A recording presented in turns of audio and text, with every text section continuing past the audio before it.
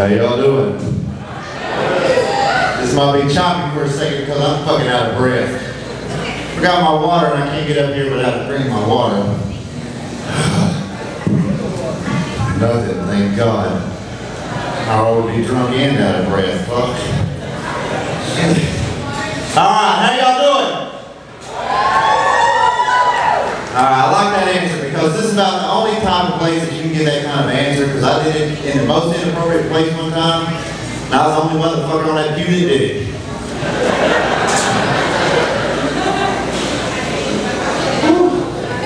Whenever I came out to do this show tonight, my friend told me, he said, Nate, when you go do this show, he said, you need to go hard. I said, man, I'm 32 years old, everywhere I go hard. Kind of hard right now. Stop looking.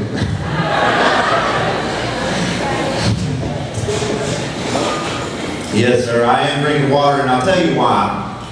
Because the first time I got on stage, I had 3 shots of Jaeger right before I got up here. Thinking that that would break the tension. Nope, just made me forget a bunch of shit I was going to say.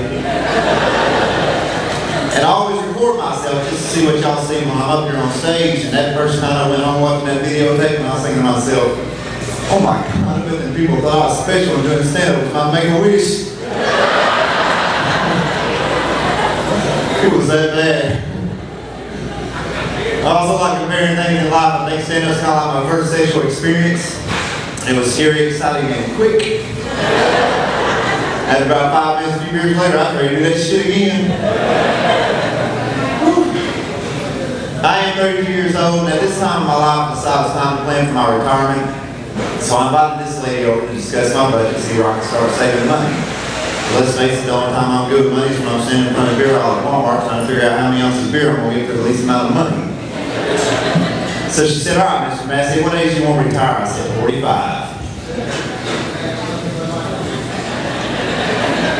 That's obtainable. So she took all my information, she analyzed it, come back 2 weeks later and said, all right, Mr. Massey, you said you want to retire at the age of 45. Your life expectancy is 83, so between now and the time you retire, you're going to have to save over $800,000 to live out the rest of your retirement. And I got up from the table, she's like, Mr. Massey, where are you going? I said, I'm going to smoke a cigarette short of my life expectancy. I can't afford to live that fucking long.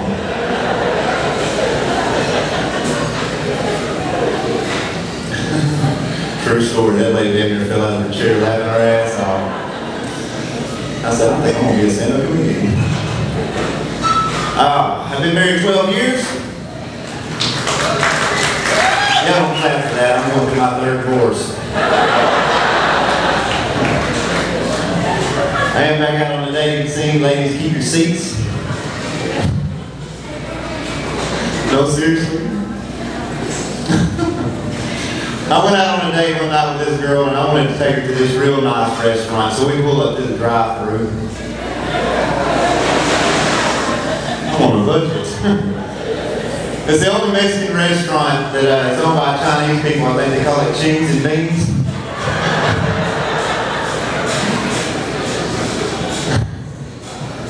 So I placed my order and at the end of it she said, you want a fucking napkin? I said, you hear what this bitch just said to me? We got kids in the fucking car. I pulled around the window, I said, excuse me ma'am? She said, you want a fucking napkin? I said, I'm about to come through that window. She said, no, you want fucking napkin.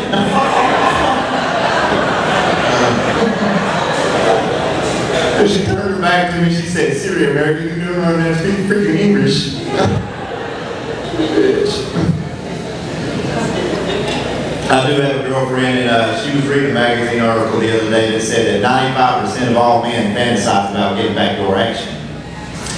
She looked at me and she said, I don't understand this obsession. If you had 2 words to describe this obsession, what would they be? And I said, Taco Bell. She thought, what the hell is that supposed to mean? I said, that means that 95% of all men are thinking outside the line.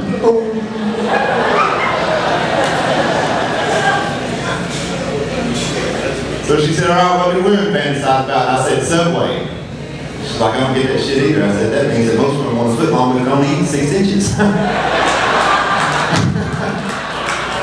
So eating fresh.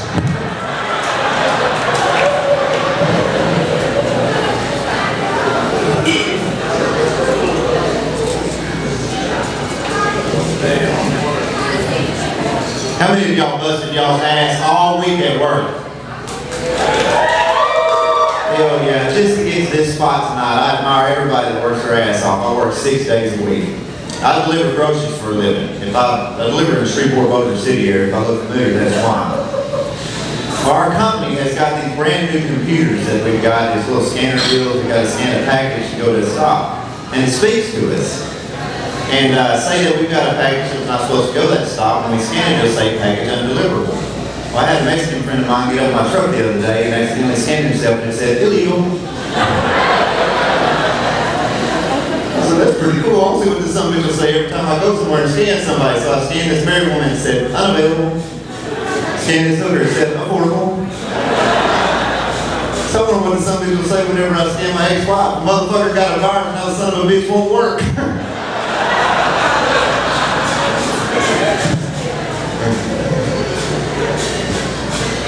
I think I'm in more fun than y'all are. I delivered to a stop down in downtown Shreveport, and it happens to be run by a gay friend of mine. And the only way I can get in to deliver this stop, he's got a cell phone number, and I've got to call him and tell him I'm ready to deliver. I called him yesterday, and I said the stupidest shit I could possibly say, which is I'm standing at your back door ready to make a delivery. 5 seconds later, he opens the door and says, I hear you got a big load for me.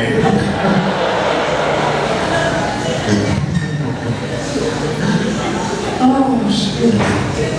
I do shows all over the place. I did a show one time in Dallas, and I had this guy that was in the front row, and he was heckling me the whole time I was on stage. And when I first started doing comedy, I wrote a heckle line. Y'all tell me if y'all like this. At the end of my set, I walked up to him and I said, hey man, don't try to pick no fight me when I get off stage because I'm a pussy. Because I'm the type of guy I believe you're all what you eat. So why are you being such a dickhead? Oh snap! I went and ran that gangster on that motherfucker, didn't I? Hell yeah, that's the way I roll. I got a blue flag hanging on my backside, but I'll be on the left side. Yeah, that's the crib side. Love you, Snoop. How many people have kids out here? Sounds like I'm pretty happy to be waiting for little bastards.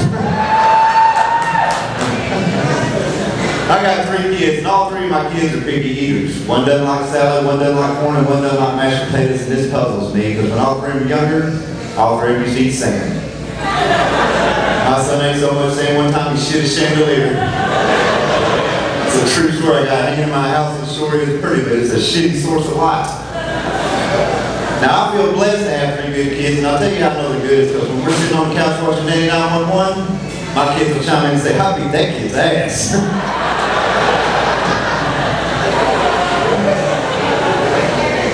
Nanny 911, that's the lady with some patience. Some little kid will kick his mom, and she'll grab that parent and say, what you need to do is still look to me, so I'm nice to keep mommy.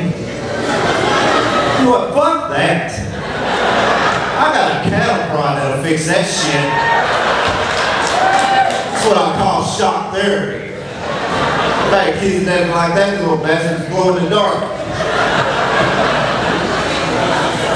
See, that right there is why I can't have my own reality program, because if I did, they'd be calling it Daddy 911. The reason for that is that'd be the number that the parents would be calling after they found their kids tied to a chair with a piece of duct tape over their mouth and a nose tail over the forehead and said, sorry, I ran out of bullets.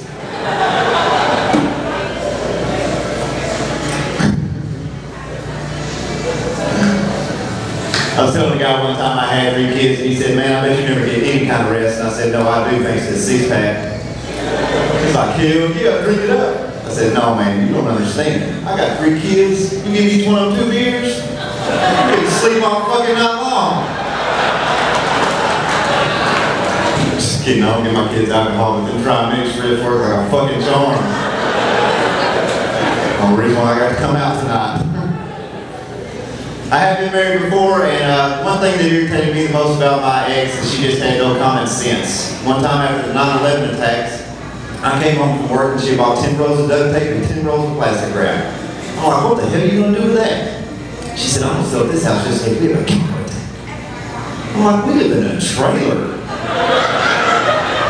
Why don't you find out where them ants and rats are coming in and plug that motherfucking hole?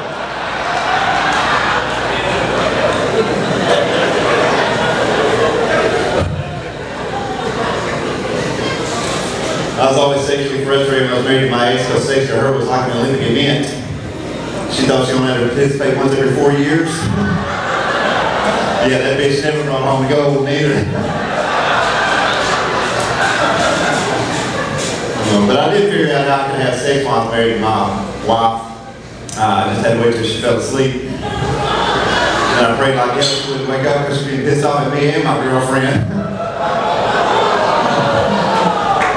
Hey, y'all don't judge me. When I was married to my ex, she was very abusive. One time hit me in the nuts with a meat tenderizer. That is a true story. And I got pissed off. I'm like, why the heck are you trying to tenderize something I can't get you to stick in your mouth? Y'all take that one home with you. I don't want y'all to think I'm an asshole or anything like that talking about my ex. I am the type of guy who likes to help out somebody whenever I can. I saw this guy sitting on the street corner the other day, and he's holding a sign that said, "Homeless hungry." And I felt sorry for him, so I gave him a check for $100. As I drove away, I called that check and stole it. Y'all don't judge me, y'all be happy to know thanks to me won't be homeless or hungry for the next 5 to 10 years. That's what I call putting my tax dollars to work right there. Yeah. Now, I had a lady come up to me after one of my shows and she was pissed off at me and she said, "Well, you wouldn't find it very funny if you were the one begging for money." I said, "Listen, lady," I said, "as long as there's a help wanted sign in the window and I'm physically able, I ain't begging for shit." And she said, "Well, what if you couldn't read or write to fill out an application?" I was like, "The motherfucker knows how to spell homeless and hungry."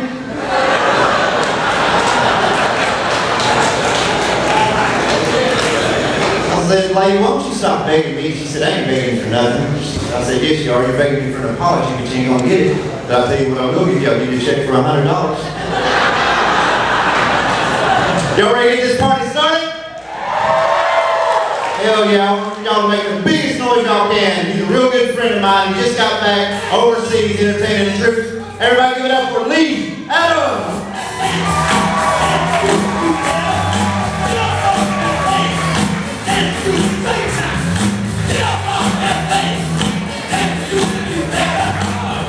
This is going to be a good one. I feel it already.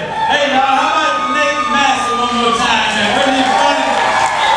Putting his tax dollars to work, man. Damn, this is a nice looking crowd, man. I know one thing. I ain't no fortune teller, but I know this. People that come to the 10:30 comedy show on Saturday night ain't going to Sunday school in the morning.